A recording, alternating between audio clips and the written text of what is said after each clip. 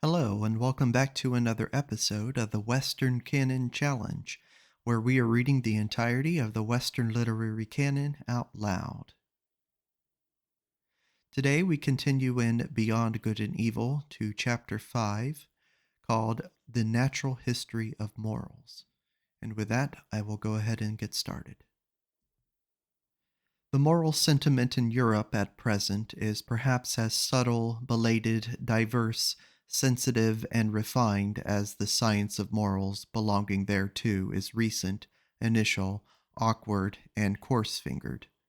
An interesting contrast which sometimes becomes incarnate and obvious in the very person of a moralist.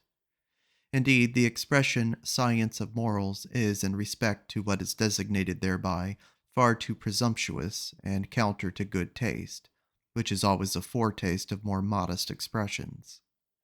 While not to avow with the utmost fairness what is still necessary here for a long time, what is alone proper for the present, namely the collection of material, the comprehensive survey and classification of an immense domain of delicate sentiments of worth and distinctions of worth, which live, grow, propagate, and perish, and perhaps attempts to give a clear idea of the recurring and more common forms of these living crystallizations as preparation for a theory of types of morality.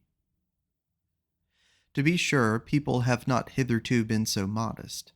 All the philosophers, with a pedantic and ridiculous seriousness, demanded of themselves something very much higher, more pretentious and ceremonious, when they concerned themselves with morality as a science.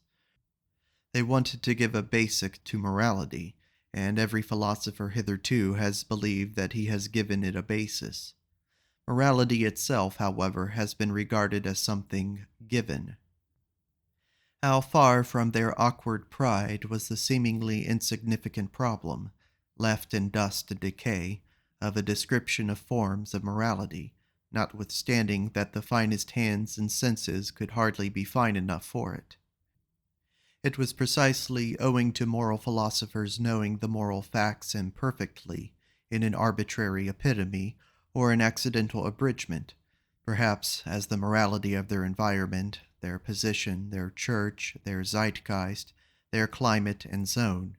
It was precisely because they were badly instructed with regard to nations, eras, and past ages, and were by no means eager to know about these matters, that they did not even come in sight of the real problems of morals, problems which only disclose themselves by a comparison of many kinds of morality. In every science of morals hitherto, strange as it may sound, the problem of morality itself has been omitted. There has been no suspicion that there was anything problematic there. That which philosophers called giving a basis to morality, and endeavoring to realize, has, when seen in a right light, proved merely a learned form of good faith in prevailing morality, a new means of its expression, consequently just a matter of fact within the sphere of a definite morality. Yea, in its ultimate motive, a sort of denial that it is lawful for this morality to be called in question, and in any case the reverse of the testing, analyzing, doubting, and vivisecting of this very faith. Here, for instance, with what innocence, almost worthy of honor, Schopenhauer represents his own task, and draw your conclusions concerning the scientificness of a quote-unquote science, whose latest master still talks in the strain of children and old wives. Quote, "The principle," he says, "the axiom about the purport of which all moralists are practically agreed, hurt no one, but help everyone as much as you can, is really the proposition which all moral teachers strive to establish, the real basis of ethics which has been sought like the philosopher's stone for centuries." End quote. The difficulty of establishing the proposition referred to may indeed be great.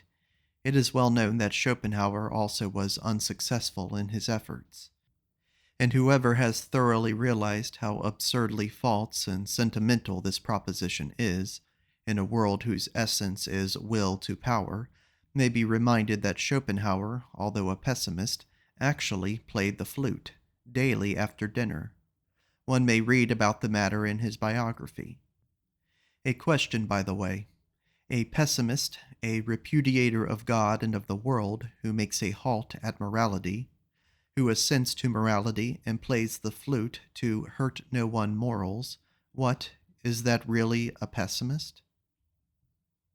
Apart from the value of such assertions as there is a categorical imperative in us, one can always ask, what does such an assertion indicate about him who makes it?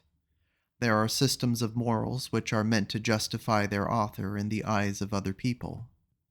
Other systems of morals are meant to tranquilize him and make him self-satisfied. With other systems, he wants to crucify and humble himself. With others, he wishes to take revenge. With others, to conceal himself. With others, to glorify himself and give superiority and distinction. This system of morals helps its author to forget. That system makes him, or something of him, forgotten. Many a moralist would like to exercise power and creative arbitrariness over mankind. Many another, perhaps Kant especially, gives us to understand by his morals that what is estimable in me is that I know how to obey, and with you it shall not be otherwise than with me. In short, systems of morals are only a sign language of the emotions. In contrast to letting go, every system of morals is a sort of tyranny against nature and also against reason. That is, however, no objection, unless one should again decree by some system of morals that all kinds of tyranny and unreasonableness are unlawful. What is essential and invaluable in every system of morals is that it is a long constraint. In order to understand Stoicism, or Port Royal, or Puritanism, one should remember the constraint under which every language has attained to strength and freedom, the metrical constraint, the tyranny of rhyme and rhythm. How much trouble have the poets and orators of every nation given themselves, not excepting some of the prose writers of today, in whose ear dwells an inexorable conscientiousness, quote, for the sake of a folly, as utilitarian bunglers say, and thereby deem themselves wise, quote, from submission to arbitrary laws, as the anarchists say, and thereby fancy themselves free, even free-spirited. The singular fact remains, however, that everything of the nature of freedom, elegance, boldness, dance, and masterly certainty, which exists or has existed, whether it be in thought itself, or in administration, or in speaking and persuading, in art just as in conduct, has only developed by means of the tyranny of such arbitrary law. And in all seriousness, it is not at all improbable that precisely this is nature and natural, and not letting go. Every artist knows how different from the state of letting himself go is his most natural condition, the free arranging, locating, disposing, and constructing in the moments of inspiration, and how strictly and delicately he then obeys 1,000 laws, which, by their very rigidness and precision, defy all formulations by means of ideas.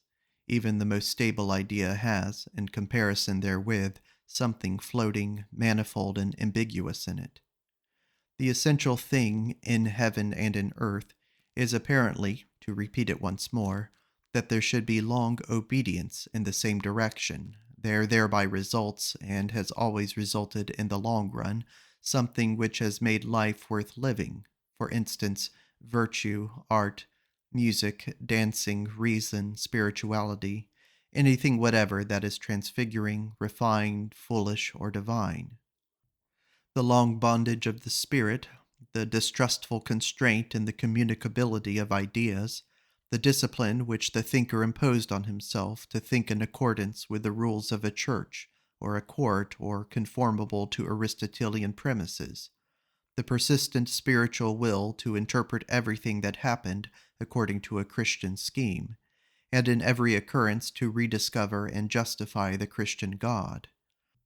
All this violence, arbitrariness, severity, dreadfulness, and unreasonableness has proved itself the disciplinary means whereby the European spirit has attained its strength, its remorseless curiosity, and subtle mobility. Granted also that much irrevocable strength and spirit had to be stifled, suffocated, and spoilt in the process.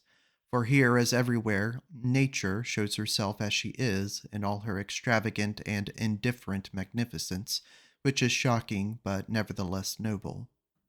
That for centuries European thinkers only thought in order to prove something.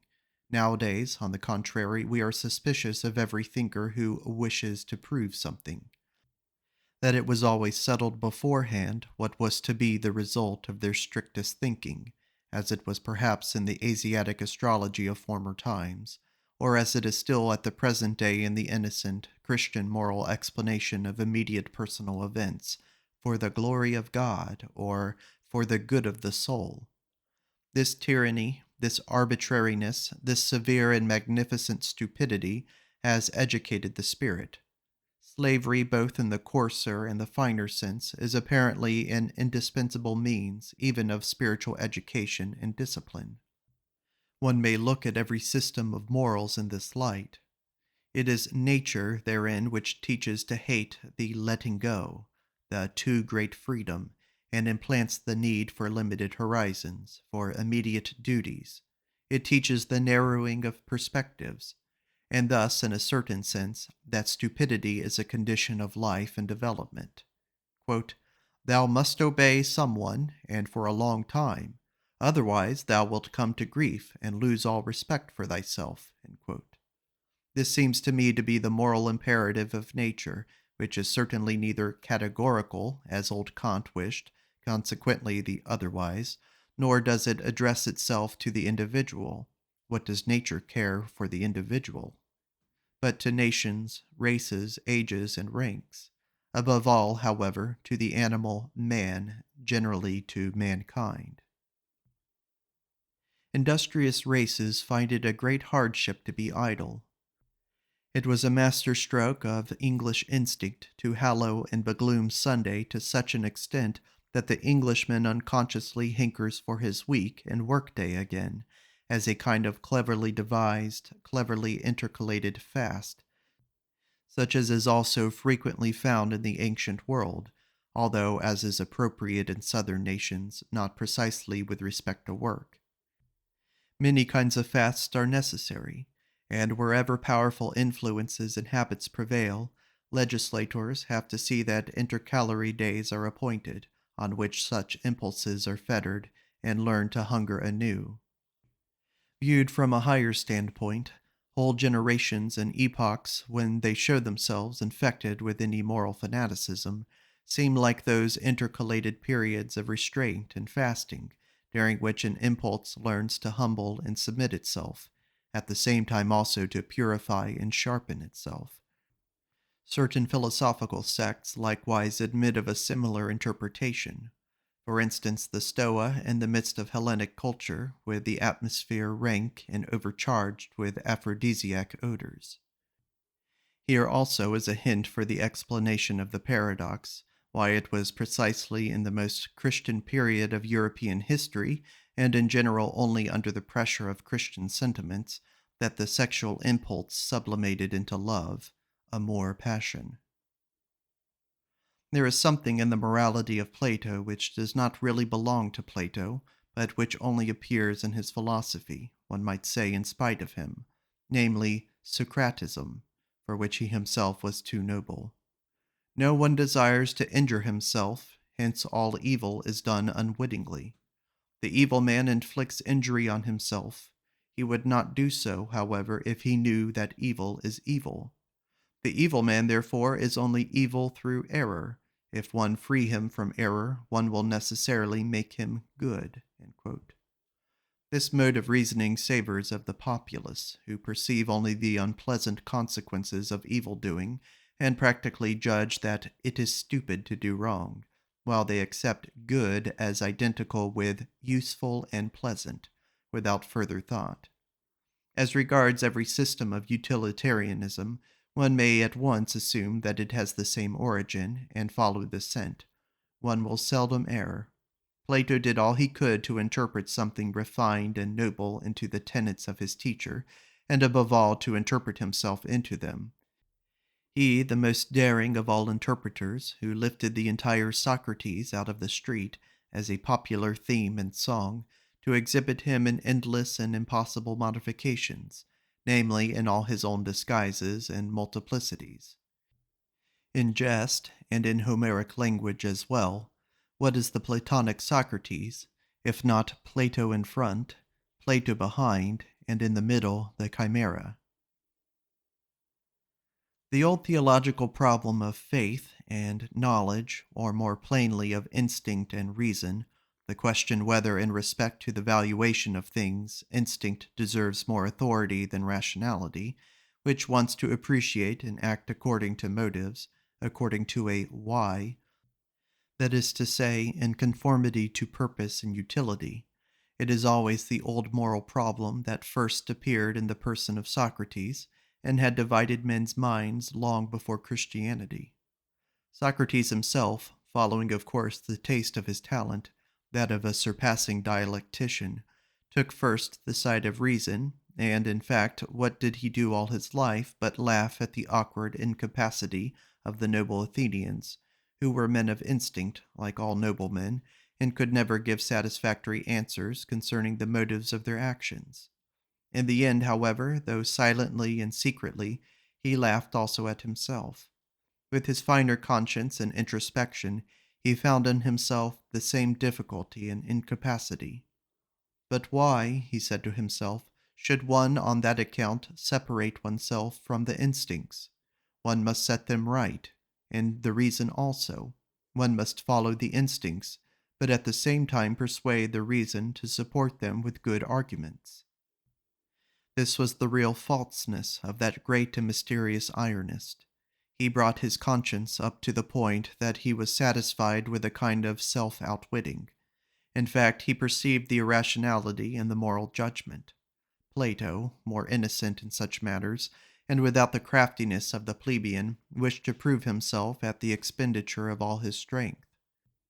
The greatest strength a philosopher had ever expended, that reason and instinct lead spontaneously to one goal, to the good, to God, and since Plato, all theologians and philosophers have followed the same path, which means that in matters of morality, instinct, or as Christians call it, faith, or as I call it, the herd, has hitherto triumphed.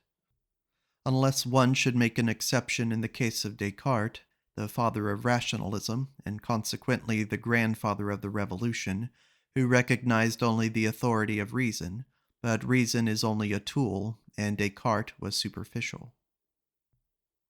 Whoever has followed the history of a single science finds in its development a clue to the understanding of the oldest and commonest processes of all knowledge and cognizance.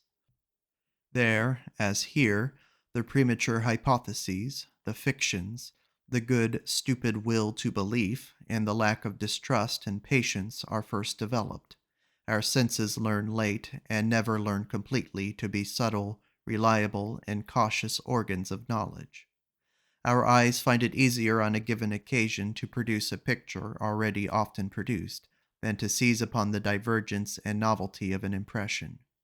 The latter requires more force, more morality. It is difficult and painful for the ear to listen to anything new. We hear strange music badly. When we hear another language spoken, we involuntarily attempt to form the sounds into words with which we are more familiar and conversant. It was thus, for example, that the Germans modified the spoken word arquebusista into Armbrust, crossbow. Our senses are also hostile and averse to the new, and generally, even in the simplest processes of sensation, the emotions dominate, such as fear, love, hatred, and the passive emotion of indolence. As little as a reader nowadays reads all the single words, not to speak of syllables, of a page. He rather takes about 5 out of every 20 words at random and guesses the probably appropriate sense to them. Just as little do we see a tree correctly and completely in respect to its leaves, branches, color, and shape. We find it so much easier to fancy the chance of a tree. Even in the midst of the most remarkable experiences, we still do just the same. we fabricate the greater part of the experience, and can hardly be made to contemplate any event except as inventors thereof. All this goes to prove that from our fundamental nature and from remote ages we have been accustomed to lying. Or, to express it more politely and hypocritically, in short, more pleasantly, one is as much more of an artist than one is aware of. In an animated conversation, I often see the face of the person with whom I am speaking so clearly and sharply defined before me, according to the thought he expresses, or which I believe to be evoked in his mind, that the degree of distinctness far exceeds the strength of my visual faculty.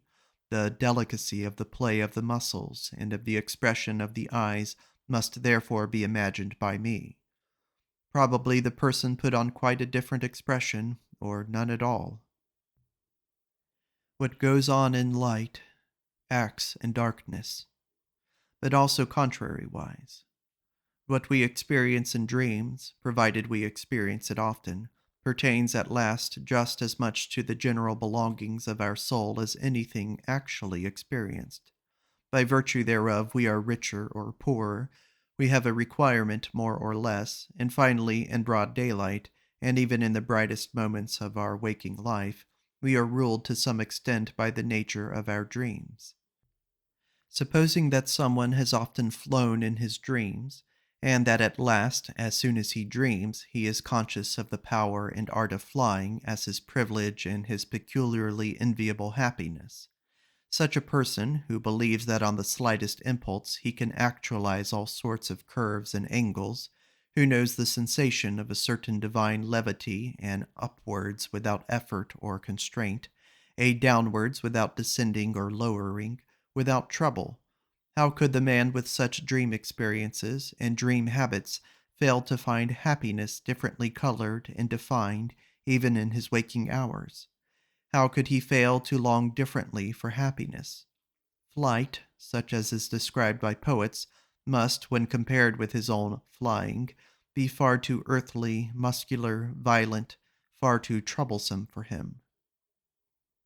The difference among men does not manifest itself only in the difference of their lists of desirable things, in their regarding different good things as worth striving for, and being disagreed as to the greater or less value, the order of rank of the commonly recognized desirable things. It manifests itself much more in what they regard as actually having and possessing a desirable thing. As regards a woman, for instance, the control over her body and her sexual gratification serves as an amply sufficient sign of ownership and possession to the more modest man. Another, with a more suspicious and ambitious thirst for possession, sees the questionableness, the mere apparentness of such ownership, and wishes to have finer tests in order to know especially whether the woman not only gives herself to him, but also gives up for his sake what she has or would like to have. Only then does he look upon her as possessed. A third, however, has not even here got to the limit of his distrust and his desire for possession. He asks himself whether the woman, when she gives up everything for him, does not perhaps do so for a phantom of him. He wishes first to be thoroughly, indeed profoundly well known. In order to be loved at all, he ventures to let himself be found out. Only then does he feel the beloved one fully in his possession, when she no longer deceives herself about him, when she loves him just as much for the sake of his devilry and concealed insatiability as for his goodness, patience, and spirituality. One man would like to possess a nation, and he finds all the higher arts of Cagliostro and Catalina suitable for his purpose.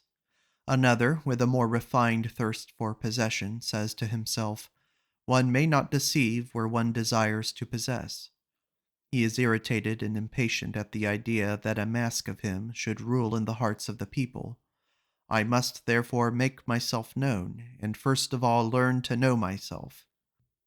Among helpful and charitable people, one almost always finds the awkward craftiness which first gets up suitably him who has to be helped, as though, for instance, he should merit help, seek just their help, and would show himself deeply grateful, attached, and subservient to them for all help. With these conceits, they take control of the needy as a property, just as in general they are charitable and helpful out of a desire for property. One finds them jealous when they are crossed or forestalled in their charity. Parents involuntarily make something like themselves out of their children. They call that education. No mother doubts at the bottom of her heart that the child she has borne is thereby her property. No father hesitates about his right to his own ideas and notions of worth.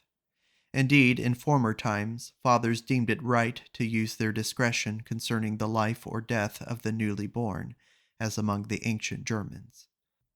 And like the father, so also do the teacher, the class, the priest, and the prince still see in every new individual an unobjectionable opportunity for a new possession.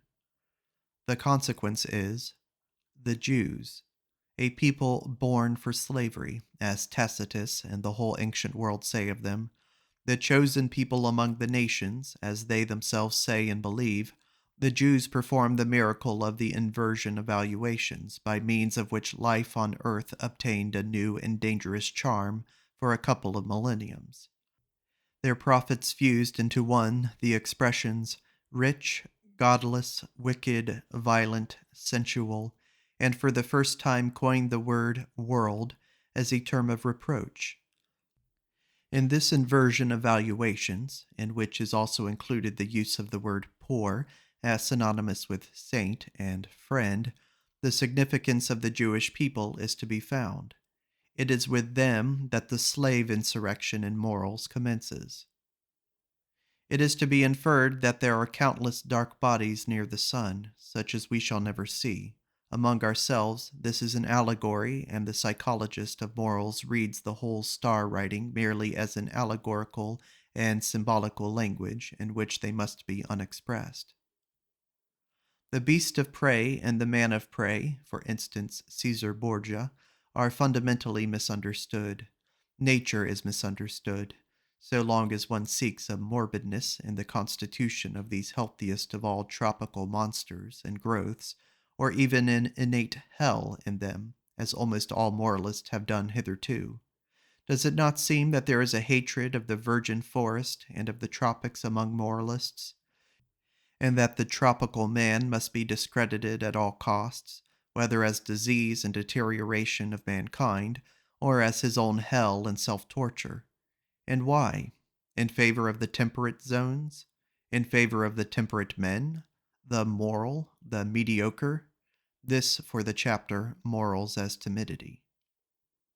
All the systems of morals which address themselves with a view to their happiness, as it is called, what else are they but suggestions for behavior adapted to the degree of danger from themselves in which the individuals live, recipes for their passions, their good and bad propensities, insofar as such have the will to power and would like to play the master, small and great expediencies and elaborations, permeated with the musty odor of old family medicines and old wife wisdom, all of them grotesque and absurd in their form, because they address themselves to all, because they generalize where generalization is not authorized.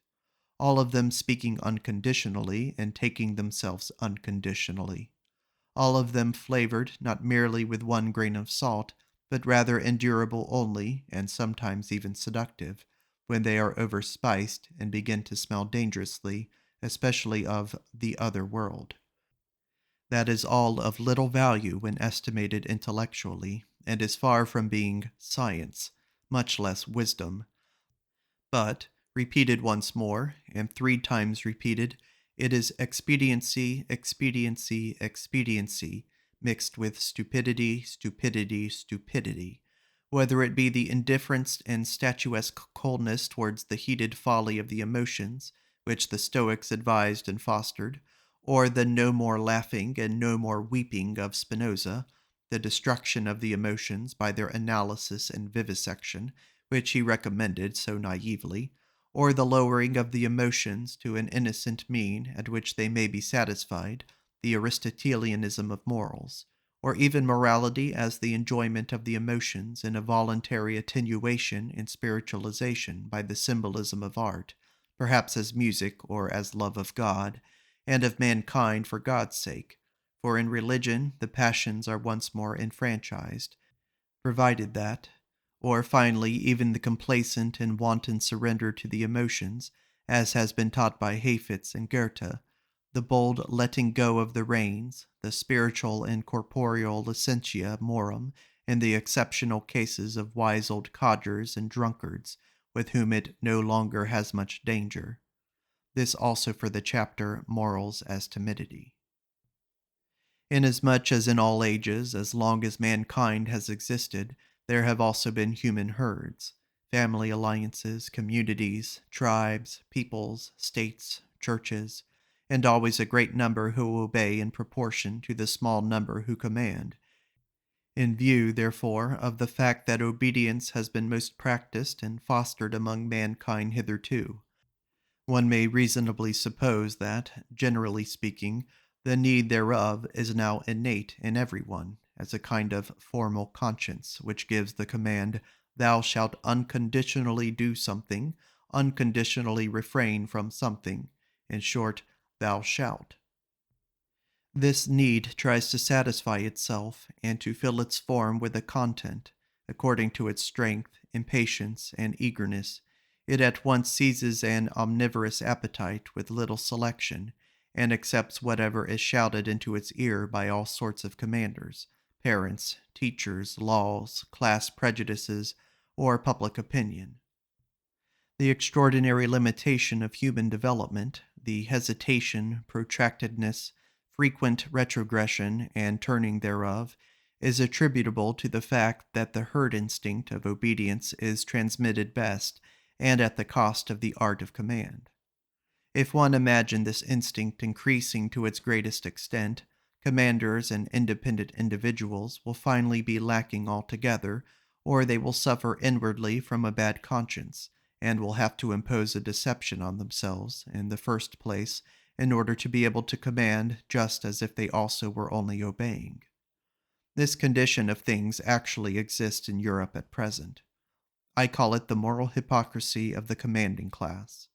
They know no other way of protecting themselves from their bad conscience than by playing the role of executors of older and higher orders, of predecessors of the Constitution, of justice, of the law, or of God Himself. Or they even justify themselves by maxims from the current opinions of the herd as first servants of their people, or instruments of the public weal. On the other hand, the gregarious European man nowadays assumes an air as if he were the only kind of man that is allowable. He glorifies his qualities such as public spirit, kindness, deference, industry, temperance, modesty, indulgence, sympathy, by virtue of which he is gentle, endurable, and useful to the herd, as the peculiarly human virtues. In cases, however, where it is believed that the leader and bellwether cannot be dispensed with, attempt after attempt is made nowadays to replace commanders by the summing together of clever, gregarious men. All representative constitutions, for example, are of this origin. In spite of all, what a blessing, what a deliverance from a weight becoming unendurable is the appearance of an absolute ruler for these gregarious Europeans. Of this fact, the effect of the appearance of Napoleon was the last great proof. The history of the influence of Napoleon is almost the history of the higher happiness to which the entire century has attained in its worthiest individuals and periods. The man of an age of dissolution, which mixes the races with one another, who has the inheritance of a diversified descent in his body, that is to say, contrary, and often not only contrary, instincts and standards of value, which struggle with one another and are seldom at peace, such a man of late culture and broken lights will, on average, be a weak man. His fundamental desire is that the war which is in him should come to an end. Happiness appears to him in the character of a soothing medicine and mode of thought, for instance, Epicurean or Christian. It is above all things the happiness of repose, of undisturbedness, of repletion, of final unity. It is the Sabbath of Sabbaths, to use the expression of the holy rhetorician St. Augustine, who was himself such a man. Should, however, the contrariety and conflict in such natures operate as an additional incentive and stimulus to life, and if, on the other hand, in addition to their powerful and irreconcilable instincts, they have also inherited and indoctrinated into them a proper mastery and subtlety for carrying on the conflict with themselves, that is to say, the faculty of self control and self deception, there then arise those marvelously incomprehensible and inexplicable beings, those enigmatical men, predestined for conquering and circumventing others, the finest examples of which are Alcibiades and Caesar, with whom I should like to associate the first of Europeans, according to my taste, the Hohenstaufen Frederick II, and among artists, perhaps Leonardo da Vinci. They appear precisely in the same periods when that weaker type, with its longing for repose, comes to the front. The two types are complementary to each other and spring from the same causes. As long as the utility which determines moral estimates is only gregarious utility, as long as the preservation of the community is only kept in view, and the immoral is sought precisely and exclusively in what seems dangerous to the maintenance of the community, there can be no morality of love to one's neighbor. Granted even that there is already a little constant exercise of consideration, sympathy, fairness, gentleness, and mutual assistance, granted that even in this condition of society all those instincts are already active, which are latterly distinguished by honorable names as virtues, and eventually almost coincide with the conception morality. In that period, they do not as yet belong to the domain of moral valuations. They are still ultra moral. A sympathetic action, for instance, is neither called good nor bad, moral nor immoral in the best period of the Romans. And should it be praised, a sort of resentful disdain is compatible with this praise, even at the best, directly the sympathetic action is compared with one which contributes to the welfare of the whole, to the res publica. After all, love to our neighbor is always a secondary matter, partly conventional and arbitrarily manifested in relation to our fear of our neighbor. After the fabric of society seems on the whole established and secured against external dangers, it is this fear of our neighbor which again creates new perspectives of moral valuation.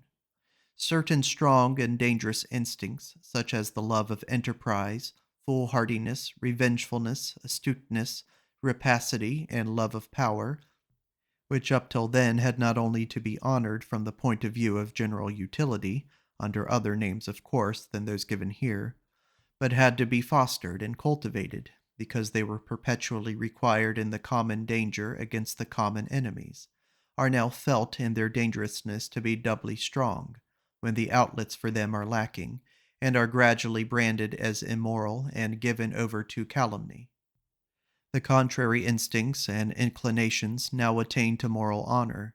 The gregarious instinct gradually draws its conclusions. How much or how little dangerousness to the community or to equality is contained in an opinion, a condition, an emotion, a disposition, or an endowment, that is now the moral perspective. Here again, fear is the mother of morals. It is by the loftiest and strongest instincts, when they break out passionately and carry the individual far above and beyond the average, and the low level of the gregarious conscience, that the self-reliance of the community is destroyed. Its belief in itself, its backbone, as it were, breaks. Consequently, these very instincts will be most branded and defamed.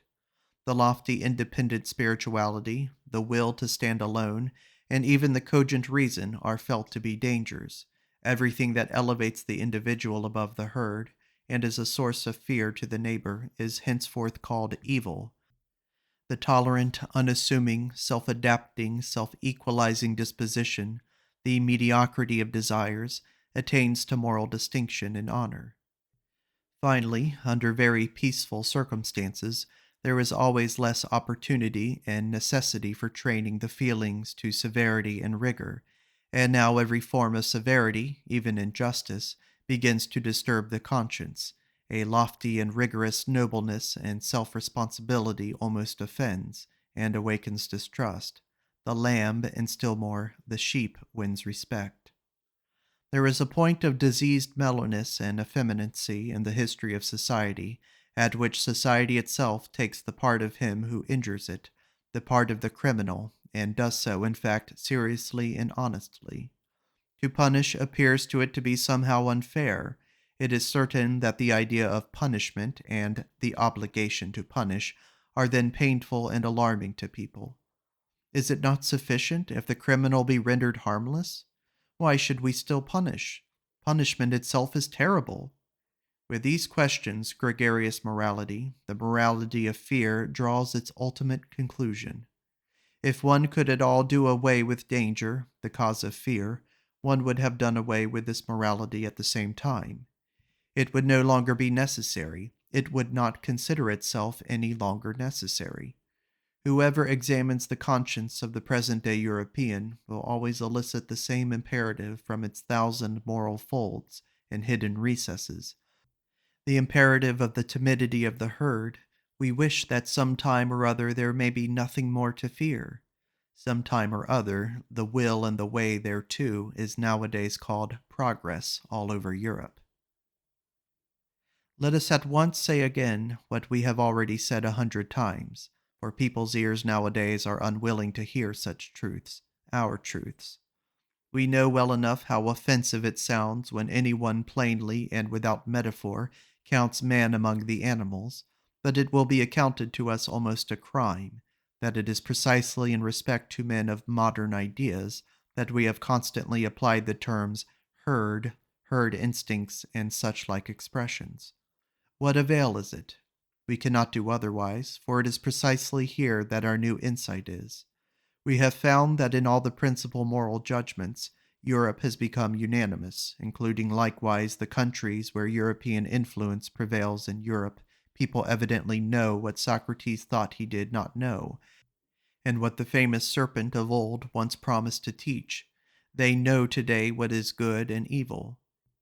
It must then sound hard and be distasteful to the ear when we always insist that which here thinks it knows, that which here glorifies itself with praise and blame, and calls itself good, is the instinct of the herding human animal, the instinct which has come and is ever coming more and more to the front, to preponderance and supremacy over other instincts, according to the increasing physiological approximation and resemblance of which it is the symptom.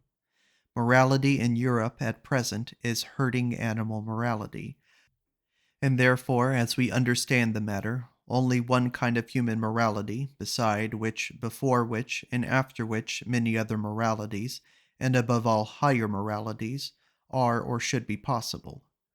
Against such a possibility, against such a should be, however, this morality defends itself with all its strength. It says obstinately and inexorably, I am morality itself, and nothing else is morality. Indeed, with the help of a religion which has humored and flattered the sublimest desires of the herding animal, things have reached such a point that we always find a more visible expression of this morality, even in political and social arrangements. The democratic movement is the inheritance of the Christian movement. That its tempo, however, is much too slow and sleepy for the more impatient ones, for those who are sick and distracted by the herding instinct, is indicated by the increasingly furious howling and always less disguised teeth gnashing of the anarchist dogs, who are now roving through the highways of European culture. Apparently in opposition to the peacefully industrious Democrats and revolution ideologues, and still more so to the awkward philosophisters and fraternity visionaries who call themselves socialists and want a free society, those are really at one with them all in their thorough and instinctive hostility to every form of society other than that of the autonomous herd, to the extent even of repudiating the notions master and servant. Neither God nor master, says the socialist formula. At one in their tenacious opposition to every special claim, every special right and privilege. This means ultimately opposition to every right, for when we are all equal, no one needs rights any longer. at one in their distrust of punitive justice, as though it were a violation of the weak, unfair to the necessary consequences of all former society, but equally at one in their religion of sympathy, and their compassion for all that feels, lives, and suffers, down to the very animals, up even to God. The extravagance of sympathy for God belongs to a democratic age. Altogether at one in the cry and impatience of their sympathy, in their deadly hatred of suffering generally, in their almost feminine incapacity for witnessing it or allowing it, at one in their involuntary beglooming and heart softening under the spell of which Europe seems to be threatened with a new Buddhism, at one in their belief in the morality of mutual sympathy, as though it were morality in itself, the climax, the attained climax of mankind, the sole hope of the future, the consolation of present, the great discharge from all the obligations of the past, all together at one in their belief in the community as the deliverer, in the herd, and therefore in themselves. We who hold a different belief, we who regard the democratic movement not only as a degenerating form of political organization, but as equivalent to a degenerating and waning type of man, as involving his mediocrizing and depreciation, where have we to fix our hopes? In new philosophers, there is no other alternative. In minds strong and original enough to initiate opposite estimates of value, to transvalue and invert eternal valuations. In forerunners and men of the future, who in the present shall fix the constraints and fasten the knots which shall compel millenniums to take new paths. To teach man the future of humanity as his will, as depending on human will, and to make preparation for vast hazardous enterprises and collective attempts in rearing and educating, in order thereby to put an end to the frightful rule of folly and chance which has hitherto gone by the name of history. The folly of the greatest number is only its last form. For that purpose a new type of philosopher and commander will some time or other be needed, at the very idea of which everything that has existed in the way of occult, terrible, and benevolent beings might look pale and dwarfed. The image of such leaders hovers before our eyes. Is it lawful for me to say it aloud, ye free spirits? The conditions which one would partly have to create and partly utilize for their genesis, the presumptive methods and tests by virtue of which a soul should grow up to such an elevation and power as to feel a constraint to these tasks, a transvaluation of values under the new pressure and hammer of which a conscience should be steeled and a heart transformed into brass, so as to bear the weight of such responsibility, and on the other hand, the necessity for such leaders, the dreadful danger that they might be lacking or miscarry and degenerate. These are our real anxieties and glooms, ye know it well, ye free spirits. These are the heavy distant thoughts and storms which sweep across the heaven of our life. There are few pains so grievous as to have seen, divined, or experienced how an exceptional man has missed his way and deteriorated. But he who has the rare eye for the universal danger of man himself deteriorating, he who like us has recognized the extraordinary fortuitiveness which has hitherto played its game in respect to the future of mankind, a game in which neither the hand nor even a finger of God has participated. He who divines the fate that is hidden under the idiotic unwariness and blind confidence of modern ideas, and still more under the whole of Christo-European morality, suffers from an anguish with which no other is to be compared. He sees at a glance all that could still be made out of man through a favorable accumulation and augmentation of human powers and arrangements. He knows with all the knowledge of his conviction how unexhausted man still is for the greatest responsibilities, and how often in the past the type of man has stood in presence of mysterious decisions and new paths. He knows still better from his painfulest recollections on what wretched obstacles promising developments of the highest rank have hitherto usually gone to pieces, broken down, sunk, and become contemptible. The universal degeneracy of mankind to the level of the man of the future, as idealized by the socialistic fools and shallowpates, This degeneracy and dwarfing of man to an absolute gregarious animal, or as they call it, to a man of free society, this brutalizing of man into a pygmy with equal rights and claims, is undoubtedly possible. He who has thought out this possibility to its ultimate conclusion knows another loathing unknown to the rest of mankind, and perhaps also a new mission. This is the end of Chapter 5 of Beyond Good and Evil. Thank you for listening.